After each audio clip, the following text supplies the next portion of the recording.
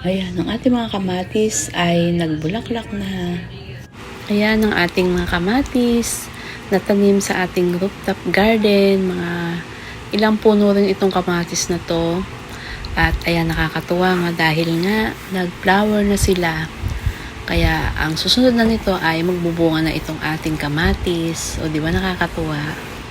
Pag itong mga nagbunga na ay hindi na bibili. Pero ngayon ay mura ang mga kamatis. Pero syempre kapag meron tayong tanim na kamatis ay hindi na tayo bibili at saka nakakatuwa dahil pipitas na lang tayo kapag ito ay nagbunga na. Sa pagtatanim nga ng mga gulay ay syempre ay kailangan lang nating sipagan or magtyaga-tyaga lang tayo kung gusto nating meron tayong maani na mga gulay. Tsaka maganda rin yung nagtatanim, parang ano na lang din, parang exercise na rin ng ating katawan dahil sa ating pag-garden, yun nga na-exercise yung ating mga katawan dahil siyempre yung paggalaw ng ating mga muscle.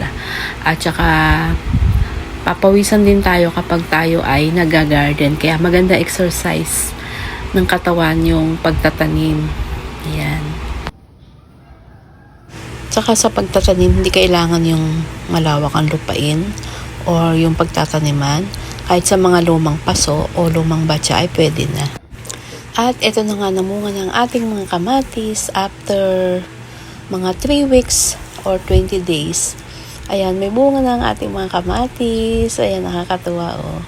Malapit natin silang anihin kapag sila ay nahinog na. Ayan, mag-aani na tayo ng ating mga kamatis. Ang dami nang naging bunga oh. Nakakatuwa oh.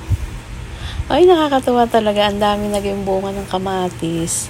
Ayan, di na tayo bibili. Pipitas na lang tayo sa ating mga tanim. Oh, diba? Nakakatuwa. Nakakatuwa talaga pag may tanim oh. Sa paso lang nakatanim yan pero ang daming bunga oh. Oh, diba? Nakakatuwa talaga oh. Pag kailangan lang natin ng kamatis, ayan, pitas-pitas na. Hinog na po ang ating mga kamatis. Ayan, naanihin na natin ang ating mga kamatis. O, di ba? Hinog na. Ay, nakakatuwa talaga. O, di ba? Ito na tayong sausawan.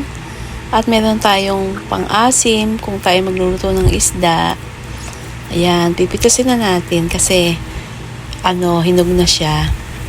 Ito, baka sirain pa siya ng mga hayop, yung mga insekto.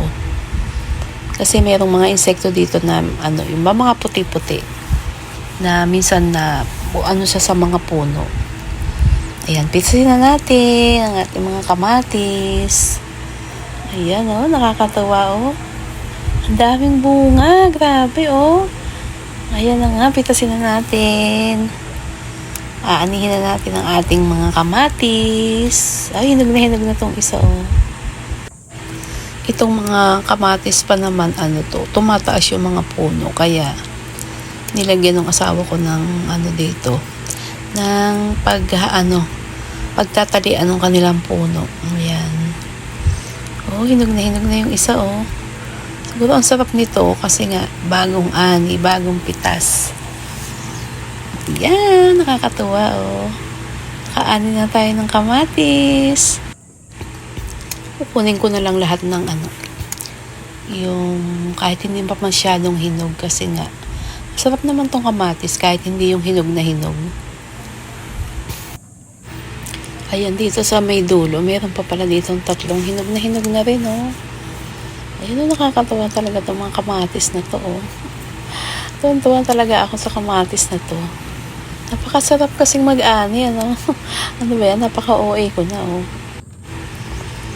Oh, ayan, oh. Ang dami nating napitas. Oh, di ba? Siguro na to? Kalahating kilo na to. Ayun, meron pa ditong dalawa. Kuhanin ko na rin tong dalawa na to. Sarap nitong sausawan. Kayo ba? Ano ba yung bet nyo? Bagoong, toyo, or patis? Ayan, oh. Dami nating napitas.